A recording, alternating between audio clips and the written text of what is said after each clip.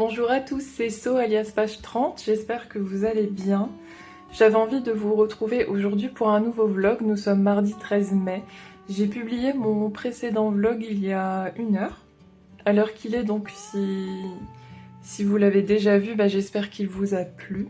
Moi en tout cas je suis ravie d'être de retour parmi vous et de pouvoir partager de nouveau mon quotidien colo et lecture avec vous. Pour ne rien vous cacher, c'est la deuxième fois que je tourne ce rush, puisqu'au départ, je l'avais filmé un petit peu plus zoomé, et en fait, le focus ne voulait pas du tout se faire, c'était tout flou, donc c'était vraiment pas agréable, ni pour moi pour le montage, ni pour vous au visionnage. Donc j'ai décidé de filmer d'un peu plus haut, histoire que vous voyez bien un peu tout ce qu'il y a sur mon bureau. C'est ironique, hein, c'est un peu le déluge, mais c'est normal, je vais vous expliquer pourquoi. En fait, j'avais une commande à faire sur Temu, et j'en ai profité pour me prendre des petits bidules pour le colo et les tester avec vous. J'en avais déjà vu sur les chaînes d'autres coloristes, notamment pour pouvoir utiliser en fait l'encre sur les colos. Moi, c'est vrai que j'y allais avec soit au doigt, mais c'était vraiment pas terrible, soit avec des petits ronds là pour démaquiller.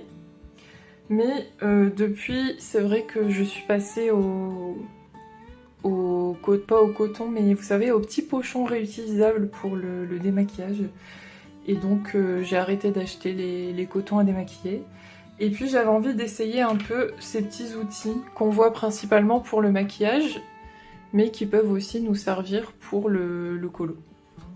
Donc du coup, j'ai déjà fait le test, hein, mais je vais pas vous spoiler, je vais tout refaire avec vous. Donc tout d'abord, j'ai pris des doigtiers, donc je vous le montre d'un peu plus près. Ça venait en sachet, comme ceci. Donc je vous ai épargné le déballage et les horribles bruits de plastique froissé. Et donc on vient l'insérer juste ici. Honnêtement ça tient bien, il n'y a pas de souci, ça bouge pas.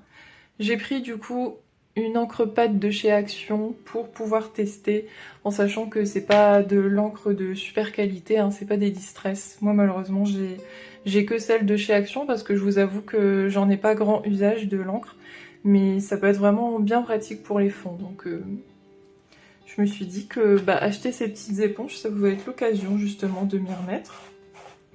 J'espère que le bruit n'est pas trop désagréable, sinon je couperai au montage. Et c'est parti. Oh, on a un petit poil de chien. Les mamans et papas de chien à la maison qui me regardent, vous savez ce que c'est de vivre dans les poils. J'en retrouve partout. Et surtout, j'adore en retrouver, vous savez, quand je fais de la peinture ou du feutre acrylique. J'adore en retrouver pris dans mon acrylique, vous savez, et tant que c'est pas sec, on galère à l'enlever. Et j'aime beaucoup. C'est très très sympa à l'usage. Et puis surtout, c'est homogène, hein, ça fait pas de traces en fait. Bon, il reste quand même des petites traces dues à l'encre, mais c'est normal. Mais le rendu est bien sympa. Ouais. Pas mal du tout. Ça étire bien la matière, tout en évitant de faire trop de traces. Je vous montre ça. J'en remets une petite couche, tant qu'on y est. Ouais, c'est vraiment pas mal, hein. Je vous montre. Voilà ce que ça donne. Donc on voit que c'est quand même assez bien étalé. Donc pour moi, le doigtier, c'est validé. Ensuite, alors ça, je vous les montre rapidement, mais c'est pas pour l'encre. Je les ai pris pour la peinture, notamment l'aquarelle, pour pouvoir faire des petits détails en fait. Vous voyez, ce sont des pinceaux de nail art qui servent à faire des détails sur les ongles. Et donc j'ai eu l'idée de les réutiliser pour les petites zones d'aquarelle. Donc vous en avez avec plusieurs pinceaux, de différentes tailles de ce côté, et de l'autre côté par contre c'est toujours la même pointe extrêmement fine. Voilà. Donc ça se trouve facilement, hein. Sur Amazon, vous tapez nail art, pinceau nail art et vous allez tomber dessus. Je vais pas tester parce que c'est juste un pinceau, mais en tout cas, le poil a l'air de bonne qualité. Voilà. J'essaierai de vous mettre en barre d'infos le lien pour en trouver. Moi je les ai eu sur Temu, mais ça se trouve sur Amazon aussi. Ensuite, j'ai pris ça. En fait, j'ai pris plusieurs choses parce que j'avais envie de tester et c'était vraiment pas cher et je savais pas trop ce qui allait me convenir. Donc ça, comme vous pouvez le voir, en fait, c'est indiqué, contrairement au reste où c'était plus pour le maquillage.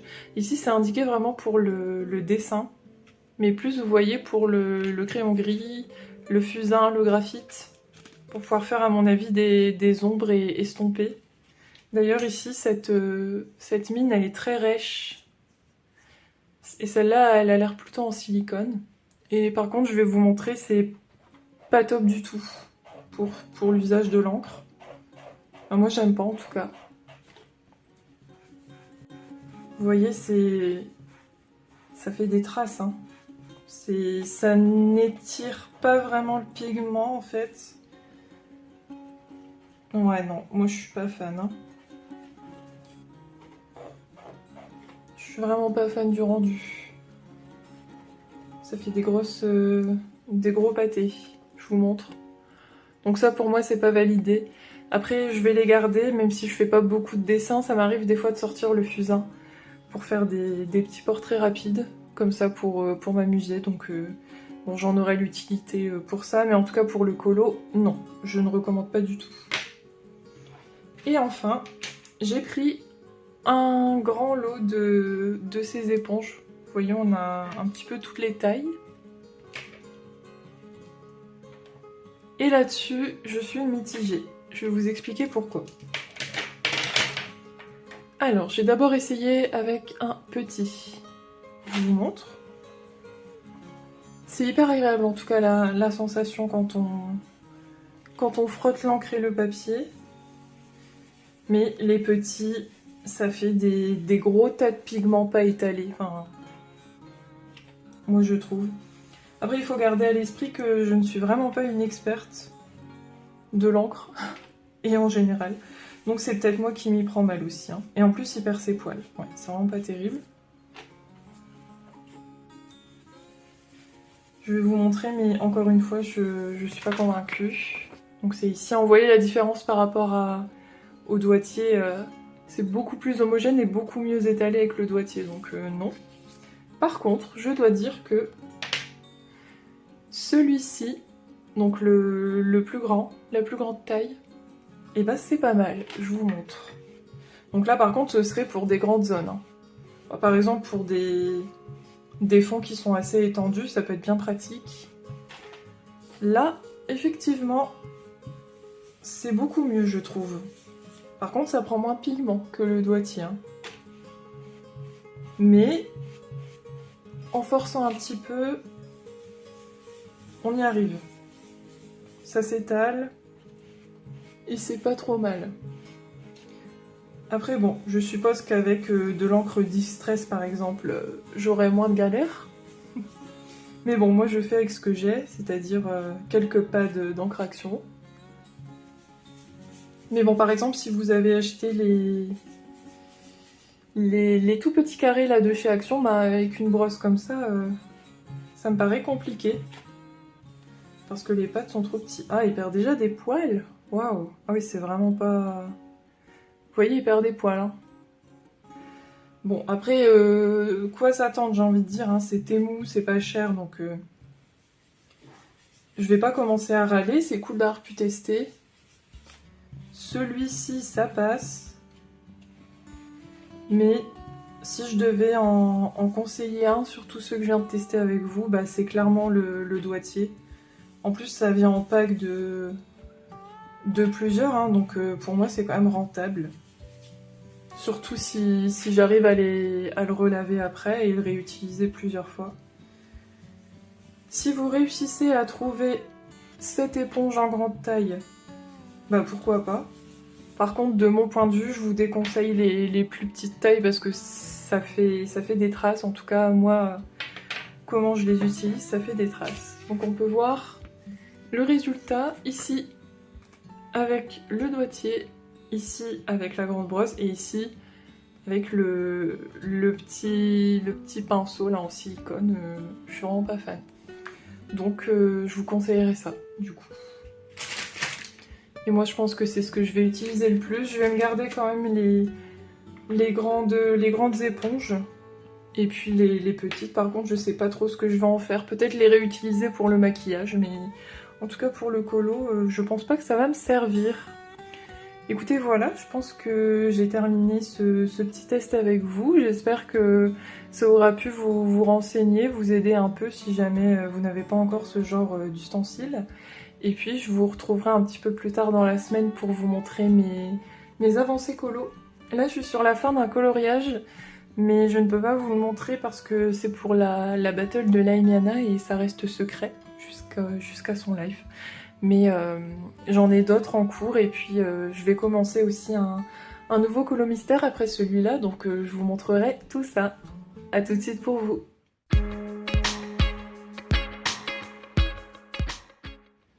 Rebonjour à tous, nous sommes vendredi 16 mai. Et je voulais vous reprendre pour vous montrer tous mes whips, j'en ai beaucoup, et puis faire un petit point avec vous et papoter en faisant un petit peu de colo. Alors tout d'abord, je vous avais pas montré, mais dans le 300 coloriage, j'avais un whip et j'en ai entamé un autre. Donc le whip que je me traîne depuis au moins un mois, je pense, c'est celui-ci. Voilà. Et je n'en suis pas contente du tout, dans le sens où je galère à fond avec le papier. C'est-à-dire que j'ai commencé par faire Quasimodo, ici, avec les Castle Art, et c'était une catastrophe. J'aime pas du tout le rendu. On voit pas bien les dégradés, et puis ça fait des gros pâtés de matière en fait. Et je trouve qu'il est terne, donc j'aime pas du tout ce que ça rend. Je me suis quand même accrochée en poursuivant le colo avec d'autres crayons, donc j'ai sorti les Imaginor pour faire le reste. Et c'est vrai que je suis un petit peu plus satisfaite du rendu, notamment ici. J'ai trouvé un bon combo, je trouve, pour sa peau et ses cheveux. Donc je vais quand même le continuer, mais je sais même pas si je vais le publier parce que franchement je ne l'aime pas du tout, je suis un peu dépitée. Mais j'ai pas envie de le laisser en whip éternel, donc j'y retourne de temps en temps 1 heure pour ne pas me dégoûter et puis je vais quand même le terminer. Et toujours dans le 300 colo, j'ai commencé celui-ci. Je vais vous tourner. Voilà. En coloriage mystère, donc c'est Sherkan, je sais pas si vous le voyez déjà un petit peu apparaître. Je le fais au feutre acrylique, en trio avec mes copines Julie et Marine. Donc je suis trop contente de le faire. C'est vrai que j'avais pas encore fait de mystère dans ce livre et j'ai envie de l'avancer. J'ai vu d'ailleurs qu'il y avait Colofab qui l'avançait tous les mois. Et donc c'est ma copine Julie qui m'en a parlé.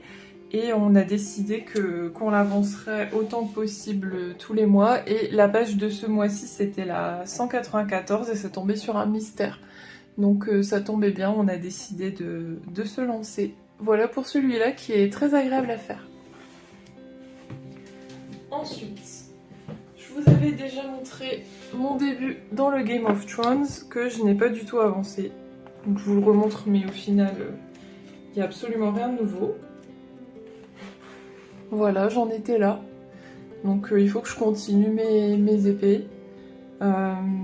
C'est pas que j'en suis dégoûtée, hein, c'est juste que j'ai pas pris le temps d'y retourner. Il faudrait parce que j'ai envie de le continuer.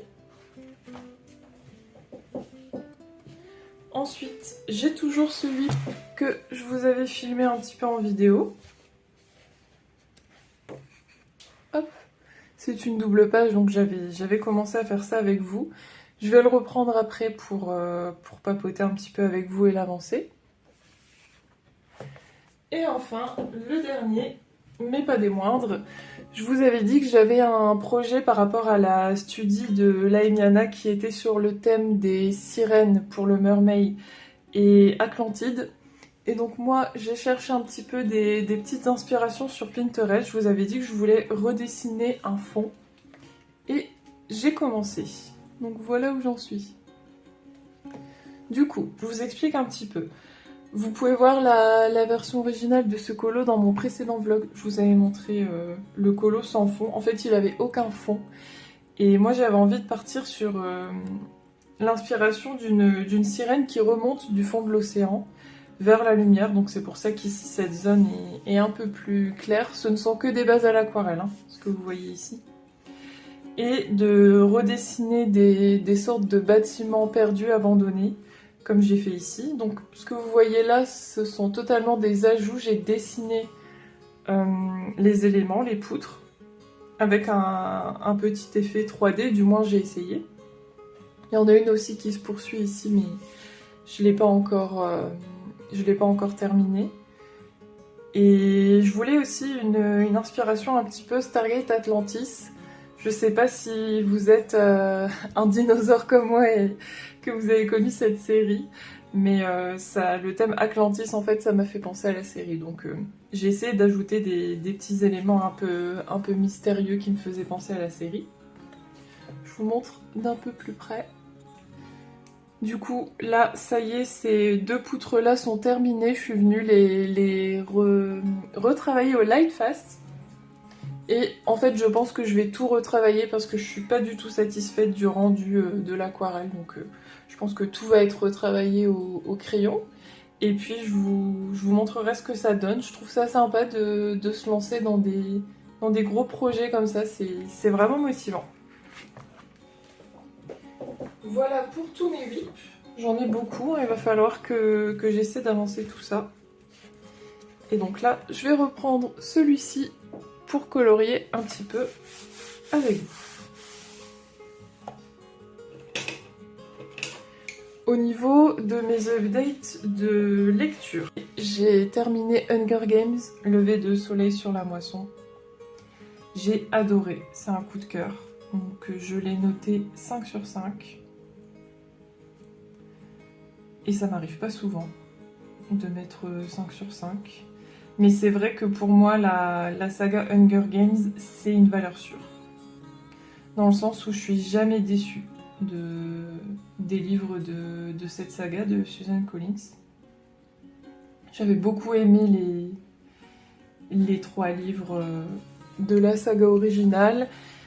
J'ai beaucoup aimé également le préquel sur le président Snow. Et là, donc, c'était un préquel sur Haymitch. Je vais vous en parler un petit peu, mais je vais tâcher de ne pas vous spoiler, hein, c'est normal.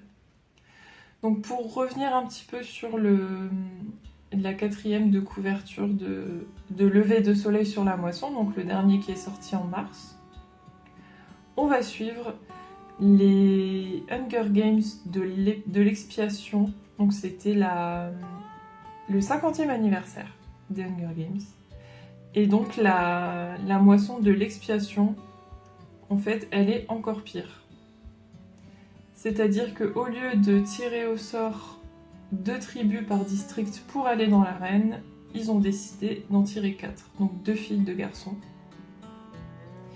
Et donc je ne vous spoile rien en vous révélant cela, puisque on le sait quand même dans les précédents opus. Haymitch va être tiré au sort pour cette expiation, avec du coup d'autres personnes de son district.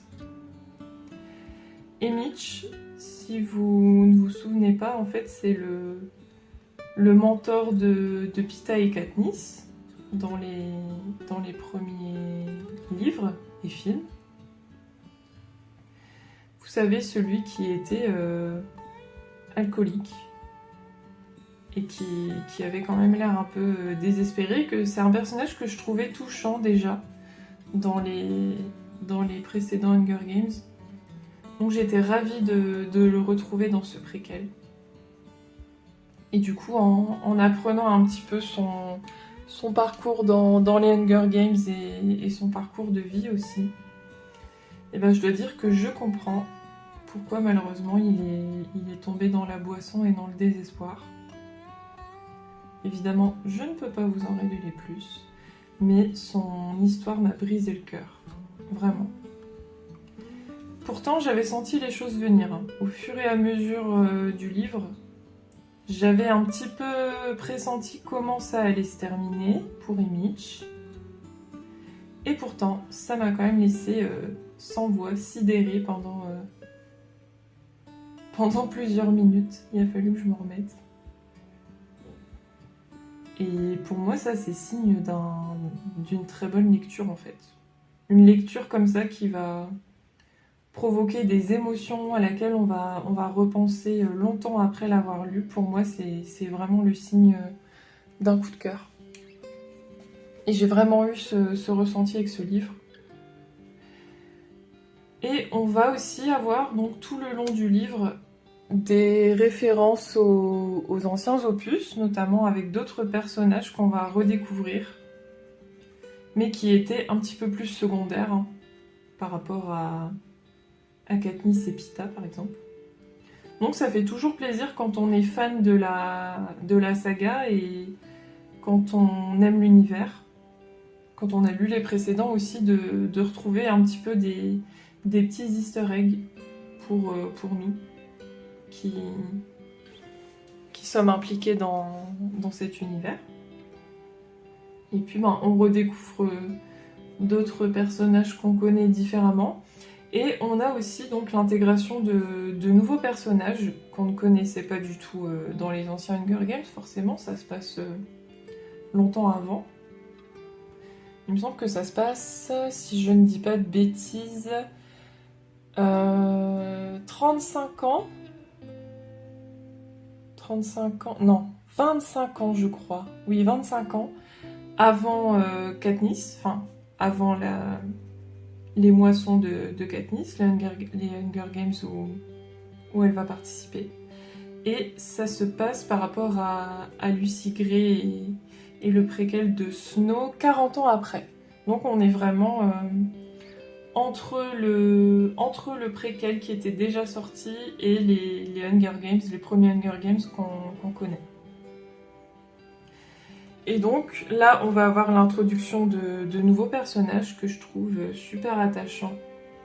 Notamment Maisie Lee et Loulou, qui sont d'autres tribus du district 12 que vous découvrirez donc si vous les lisez. Je vous dis pas pourquoi ils sont attachants du coup parce que, encore une fois, je ne veux pas spoiler. Et au niveau de l'arène en elle-même, eh ben les juges ils se sont donnés hein, pour l'arène. Vous découvrirez qu'elle est vraiment somptueuse. C'est une superbe arène. Et forcément, le côté somptueux mêlé à la brutalité de la réalité de ce qui s'y passe fait qu'on est, je trouve, sur un niveau de cruauté vraiment très élevé. C'est une lecture qui m'a pas mal retournée. Donc, si vous avez aimé les précédents Hunger Games, je ne peux que vous le recommander. Il se passe quand même un peu plus de choses, je trouve, que dans le préquel de Snow. Donc si vous avez un petit peu moins aimé le préquel avec Snow, mais que vous avez adoré les précédents, ça devrait davantage vous plaire. Et si, comme moi, vous avez tout aimé et vous êtes une grande fan ou un grand fan, allez-y les yeux fermés. Voilà. Je vais vous mettre en barre d'infos le lien vers les différents livres Hunger Games si ça vous intéresse.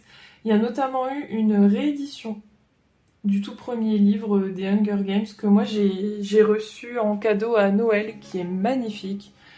Donc je pense que je vais pas tarder à me refaire les premiers livres de la série, et notamment le tout premier que j'ai maintenant en édition un peu illustrée en fait. On a aussi des dessins à l'intérieur qui sont vraiment magnifiques.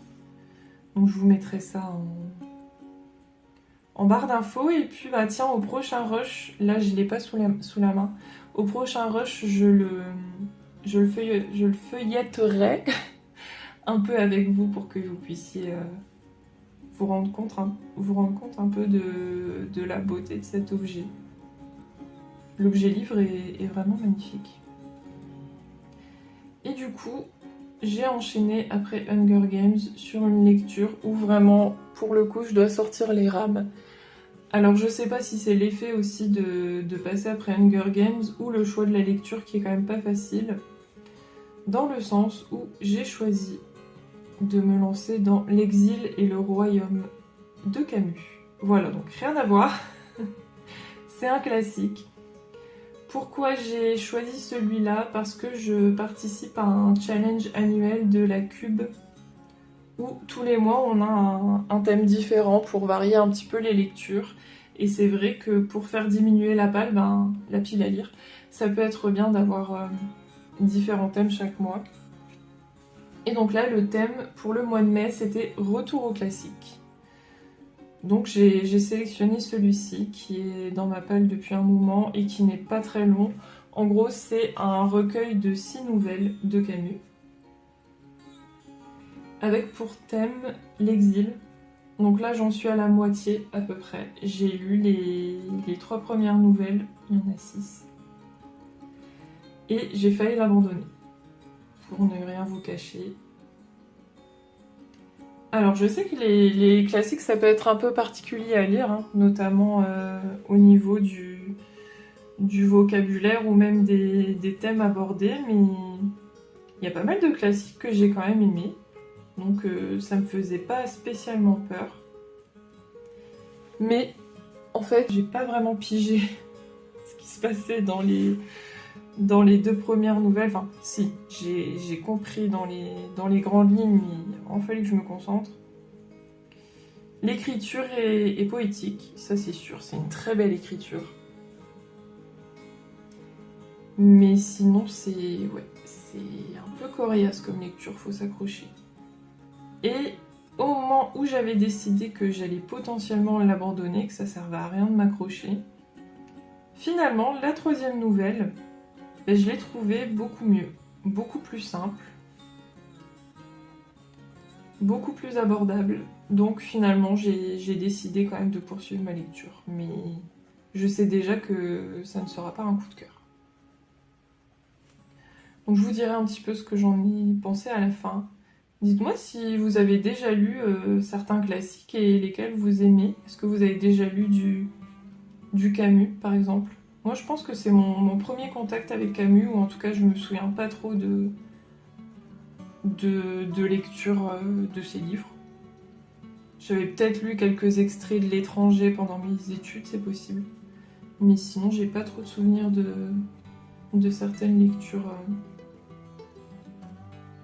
que j'ai pu avoir de cet auteur. En classique, j'ai beaucoup aimé les Liaisons dangereuses, par exemple, de Choderlos de Laclos. Je sais pas si je le prononce bien. J'ai beaucoup aimé aussi, donc là par exemple, plutôt en littérature étrangère, Léo de Hurlevent.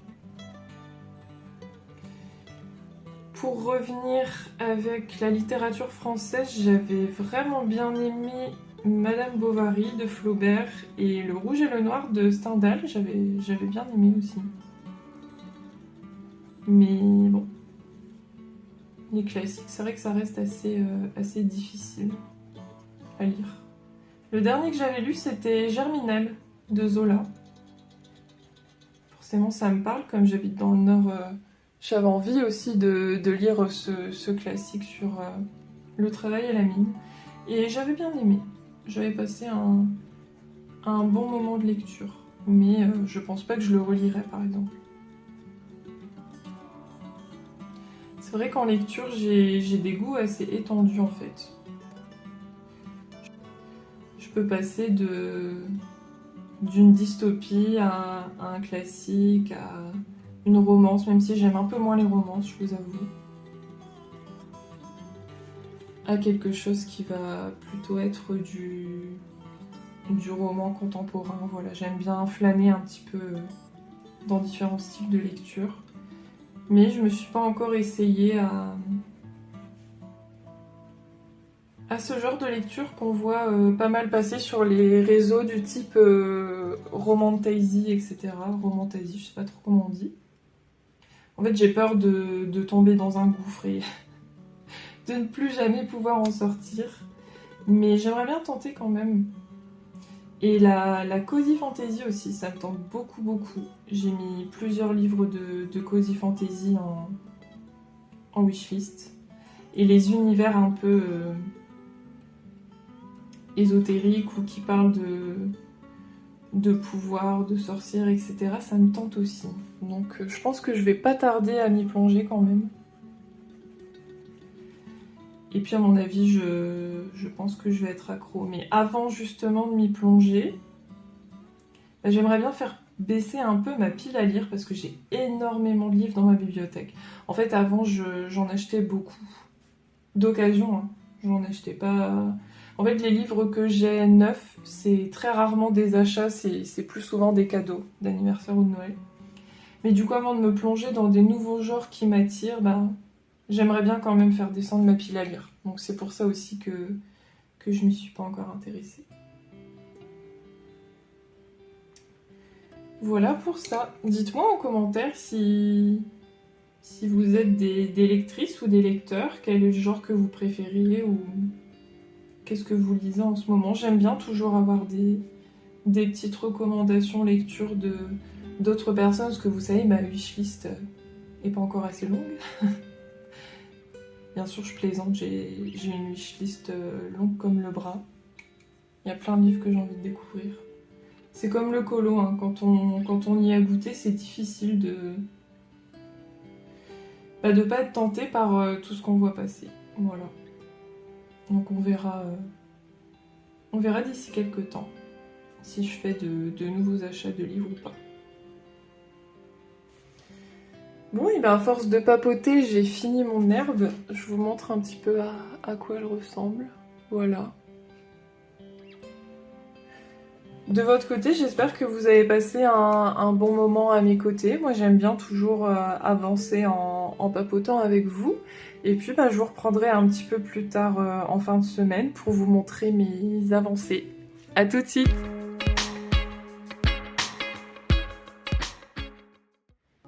Bonjour à tous, nous sommes samedi 17 mai et je voulais vous reprendre pour un dernier rush avant de clôturer ce vlog et cette semaine. J'ai reçu hier cette belle enveloppe. En fait, je participe au prix Poche Relais KitKat 2025. Donc c'est un concours littéraire où ils ont sélectionné une cinquantaine de jurys. Et on reçoit 2 livres par mois dans cette belle enveloppe, un policier et un roman. Et en fait, on doit tout simplement les lire et ensuite les noter sur l'espace dédié. Donc c'était une super expérience. Là, du coup, c'est la dernière sélection de ce concours, de ce jury. Et je l'ai reçu hier, donc je me suis dit que j'allais en profiter pour vous montrer ça. Alors normalement, il y avait des KitKat à l'intérieur, mais je les ai enlevés parce que ma boîte aux lettres est au soleil et ça avait commencé à fondre. Donc je les ai vite enlevés de l'enveloppe et je les ai mis au frigo. Et donc voilà la jolie sélection du mois de mai. J'aime beaucoup la couverture de celui-ci. Je connais pas du tout les 2 auteurs, donc ça va être une totale découverte et j'ai hâte de les entamer.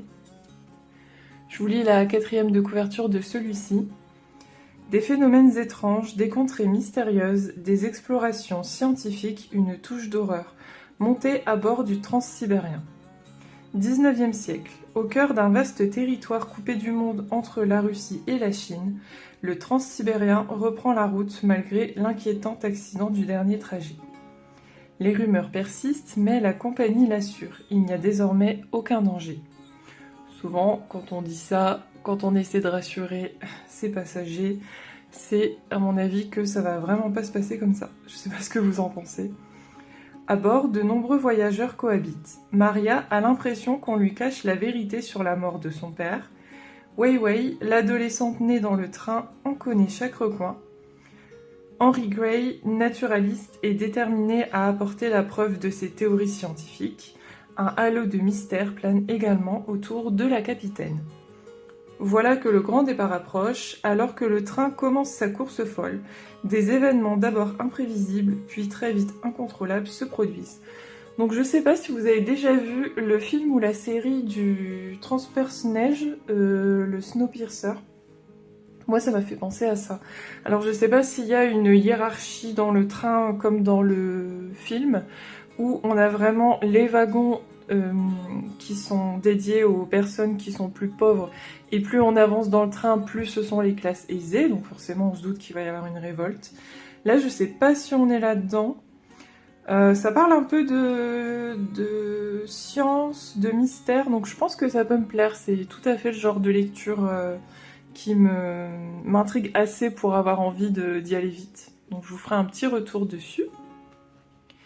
Et ensuite, donc, j'ai reçu le livre de Pierrick Bailly, La Foudre. On sait comment s'adresser à l'entourage des victimes, on sait quoi dire à ceux qui vont mal, à ceux qui souffrent. Mais qu'est-ce qu'on écrit à la femme d'un assassin ? Jeune berger solitaire, John s'apprête à quitter ses montagnes du Haut-Jura pour suivre sa compagne dans une nouvelle vie. Mais lorsqu'il apprend qu'Alexandre, son ancien camarade de lycée, a été arrêté pour meurtre, il reste stupéfait. Qu'a-t-il pu arriver à l'adolescent sensible et intelligent qu'il a toujours admiré en secret ? Pour tenter de le comprendre, John se rapproche de Nadia, la femme d'Alexandre, puis décide d'assister au procès. Dans l'ombre de cet ami perdu de vue, John se laisse entraîner au cœur d'une histoire passionnelle. Et ben c'est pareil, ça m'intrigue vraiment. Donc je pense que je vais pas tarder à le lire aussi. Là, au niveau de mon programme de lecture, je suis toujours sur L'Exil et le Royaume. J'ai pratiquement fini. Je suis en train de lire la 5e nouvelle sur 6 et je vous avoue que mon avis s'améliore un peu, donc je suis contente. Ensuite, j'avais envie de lire un roman graphique, Peur bleue de Matou. Et du coup, j'enchaînerai sur ces deux-là. Il faudra aussi que je vous fasse le petit flip du livre d'Hunger Games. Je vais essayer d'y penser avant de clôturer ce vlog. Au niveau colo, j'ai avancé un tout petit peu hier dans le 300 coloriage sur les 2 colos, mais j'ai vraiment pas fait grand chose. Je vous montre quand même.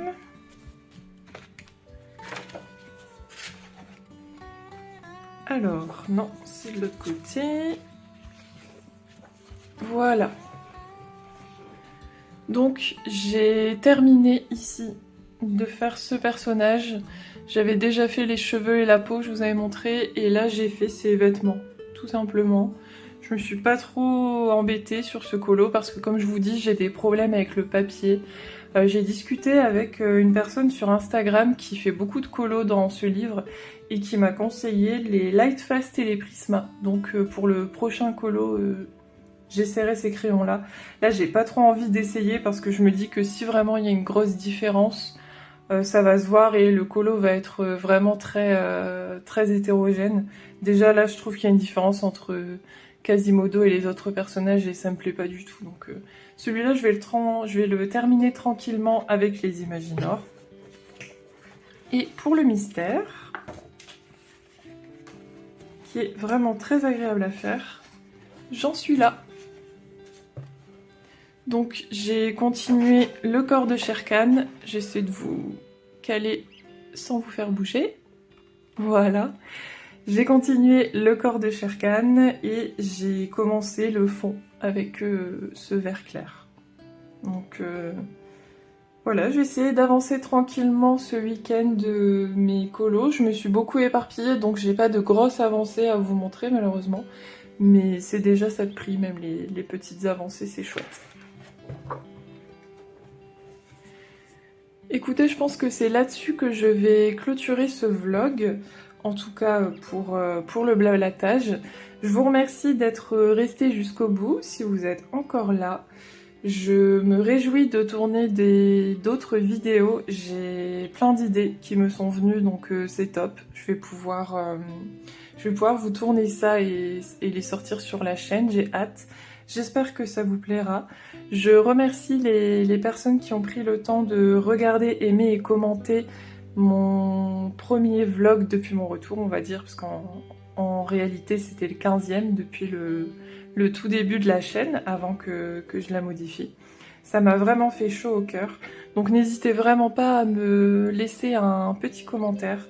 J'ai ma copine Marine qui m'a donné une idée. Pour ceux qui voudraient commenter pour soutenir la chaîne mais qui savent pas vraiment quoi mettre en fait en commentaire, et ben je vous laisse mettre un petit cœur violet, voilà, pour vous montrer, pour que vous puissiez me montrer votre soutien. Et puis un cœur ça fait toujours plaisir. Donc je pense que c'est le bon choix d'emoji. Et puis assez blablaté, je vais vous mettre en dernière séquence le petit flip des Hunger Games. Et moi, d'ici à la prochaine vidéo, je vous fais plein de bisous et je vous dis ciao!